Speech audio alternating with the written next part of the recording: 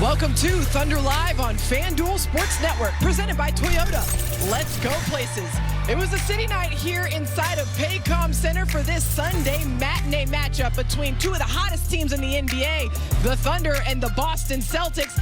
And Boston got out to a strong start, but OKC completely turned this game around with some suffocating second half defense and some timely threes from Lou Dort. OKC walks away with a 105-92 victory and continues this win streak alive. For those counting at home, we are now up to 15 straight. That ties the longest win streak so far by any team in the NBA this season. As we welcome you inside Paycom Center and into Thunder Live, I'm Paris Lawson, sitting next to Royce Young. Royce, there's so many different elements to this game that I want to talk about. What stood out the most to you? 27. There it is. 27 points for the Boston Celtics in that second half, and just 12 in the fourth quarter, Paris. And, I mean, we've seen it from this Thunder team in the way that they can absolutely elevate on the defensive end with the disruption, but also just the way that they completely walled off the interior. There was a bunch of steals that the Thunder came up with in this second half. And, look, the Boston Celtics are one of the best three-point shooting teams in the NBA. They take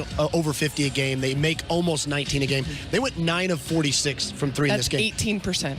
That is not great. And the Thunder, if you would have told me, the Thunder hit 16 threes, so the Thunder shot the ball excellent. Right. And look, some of that was some shot variability for the Celtics. They got some good looks at points in this game, but it was also a credit to the Thunder's disruption of just completely removing the Celtics from the rhythm. A lot of late shot clock scenarios where they had to get up a three. So, again, 27 points in the second half for the Boston Celtics, who are one of the best, not just offensive teams in the NBA, but best teams, period, clearly defending champions. Yeah, just to add some more context there, the Celtics averaged the fourth most points per game in the NBA. So to hold that high caliber offense, just 27 points, speaks very highly of the Thunder's defense, which is the #1 defense in the NBA for a very good reason, as we saw here tonight. But Royce, another element to this game, this is the fourth straight game now for the Thunder where they've trailed by more than 12 points and come away with the victory. They were down by as many as 13 points in this game, and they turned things around in the second half to walk away victorious. It really feels like, Paris, we've seen this from the Thunder a lot. Look, the Thunder are obviously an excellent basketball team, but they also, I think, are the best in the league at playing the 48 minutes. They don't really worry too much about the ebbs and flows of the game. There was points especially in the first 2.5 quarters, where the Celtics held a 10, 12-point lead, and this could have swelled up to 20, and that's been a story that we've seen lately. But the Thunder do such a good job of just kind of enduring throughout the game. And I think a really good personal example of this is Lou Dort, who started the game 0 of 5 from 3, was missing some pretty good looks, and you just keep playing the game. You keep taking the shots when you get them. And then, of course, Dort 4 for his last 4, including 3 huge ones to cap this one off in the fourth quarter. I think one thing we've learned is you can never get comfortable with this Thunder team. If they're down by 10, 12, 15, nah, that's not much. This Thunder team can certainly handle that, and we've seen that so far this homestand. All right, let's bring in Chris Fisher and Michael Cage, who are on the call for all of the action tonight here inside of Paycom Center. Yeah, thank you, Paris. I feel like we've been here before with Oklahoma City with these second half comebacks. They do it again.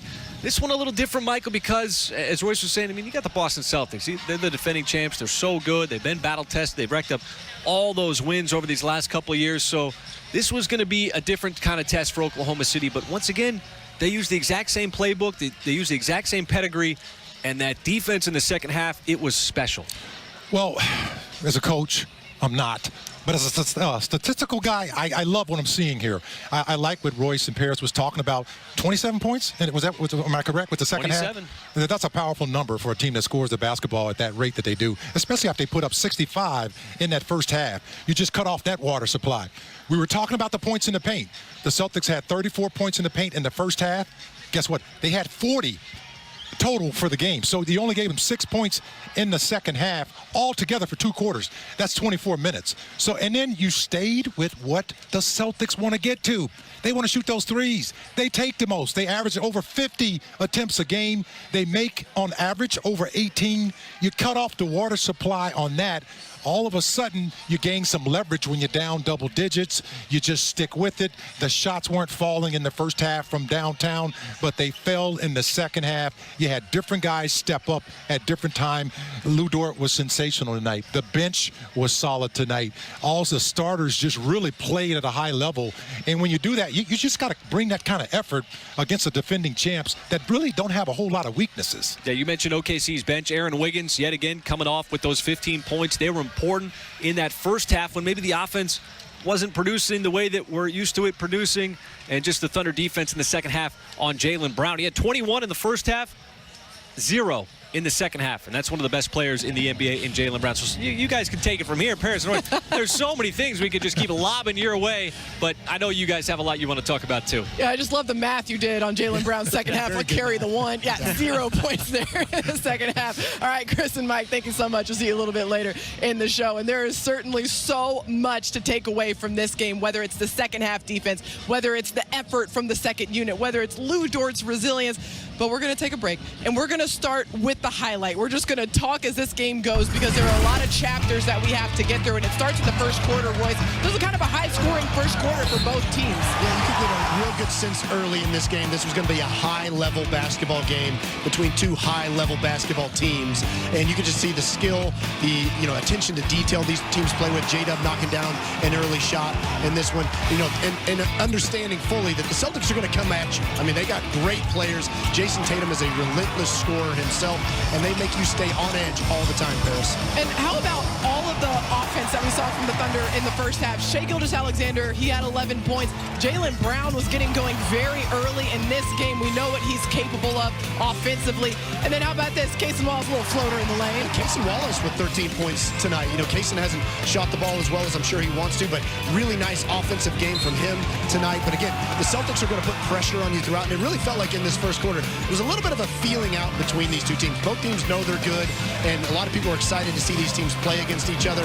So there was a little bit of it, but man, Fish just mentioned it. Aaron Wiggins, another, it didn't go under the radar the last game out where he had the fourth quarter eruption. This was a little bit of an under the radar game for Aaron Wiggins because he had some huge minutes in this one. Certainly impactful, though kind of quiet compared to his last game against the Knicks. But how about that little scoop and score late in the first quarter? Big time bucket for Aaron Wiggins. When you're knocking down threes like he has been lately, Paris, it makes guys press up a little more, get downhill.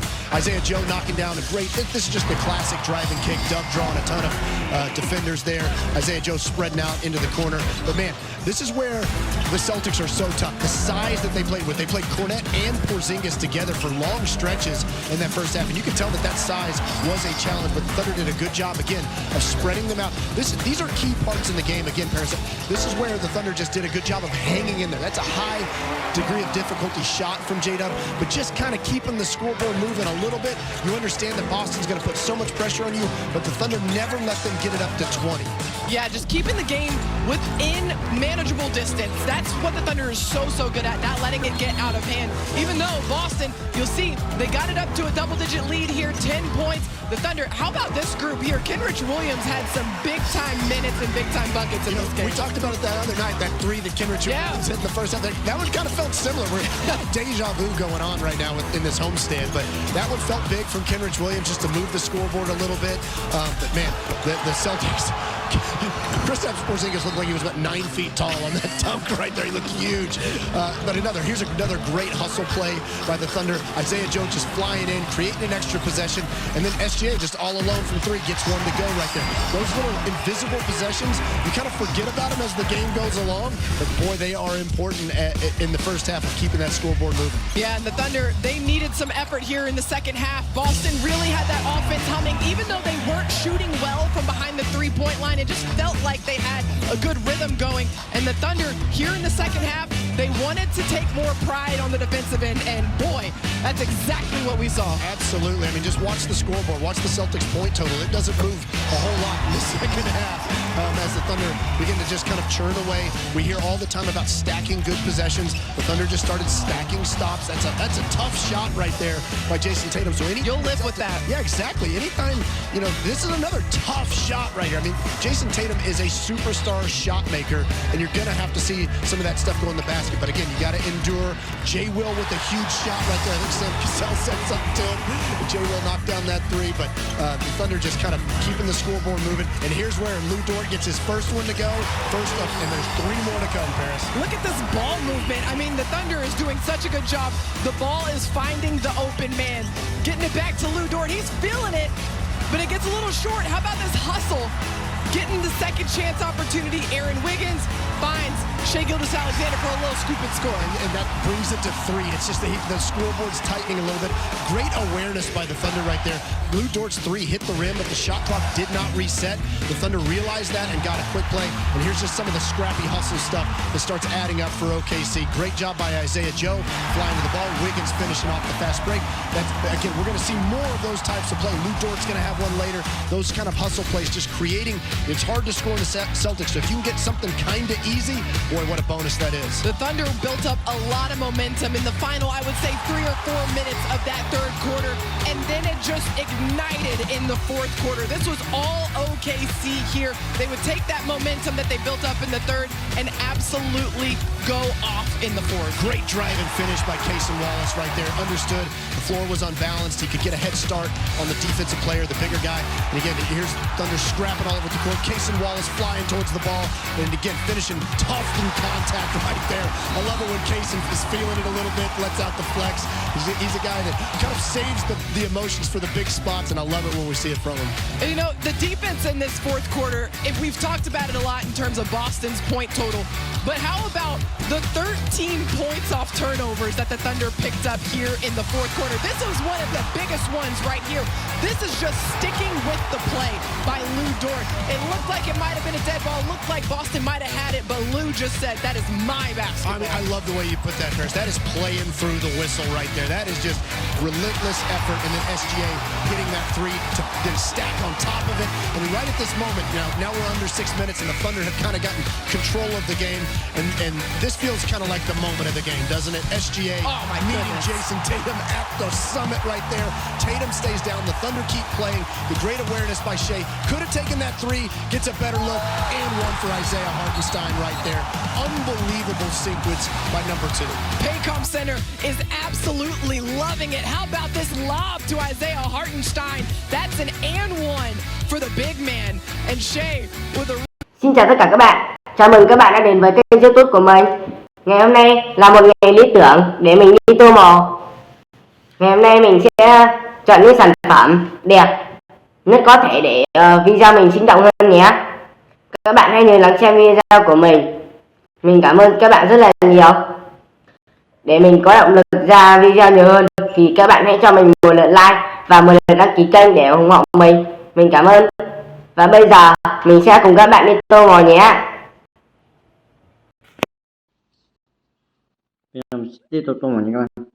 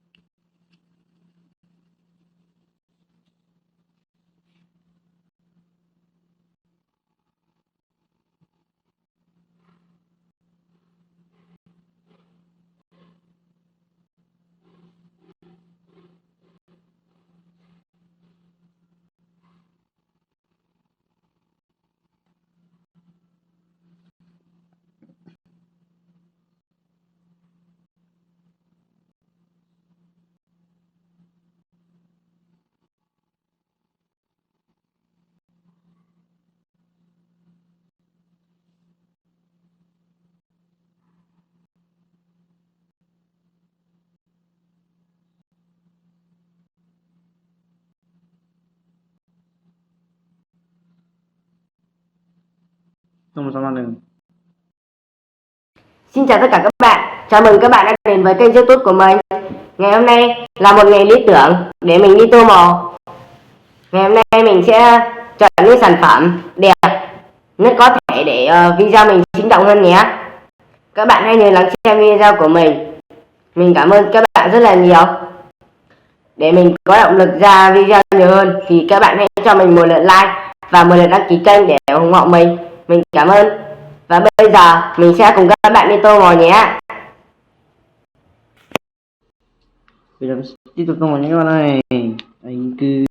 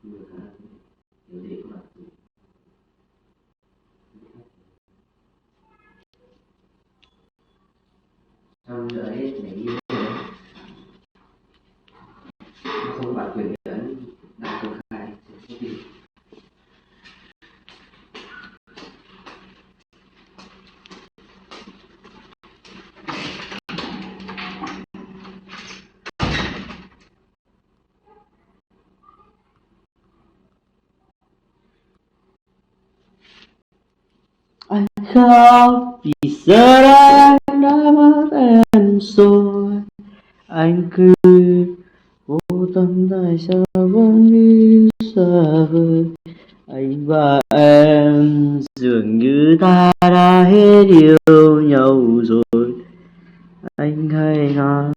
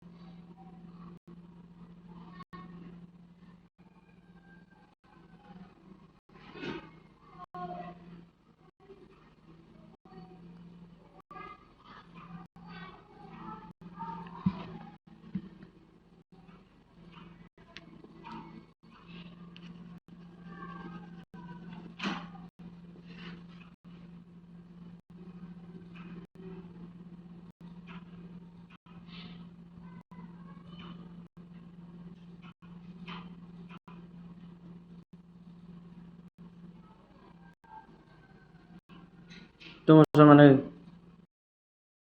Xin chào tất cả các bạn,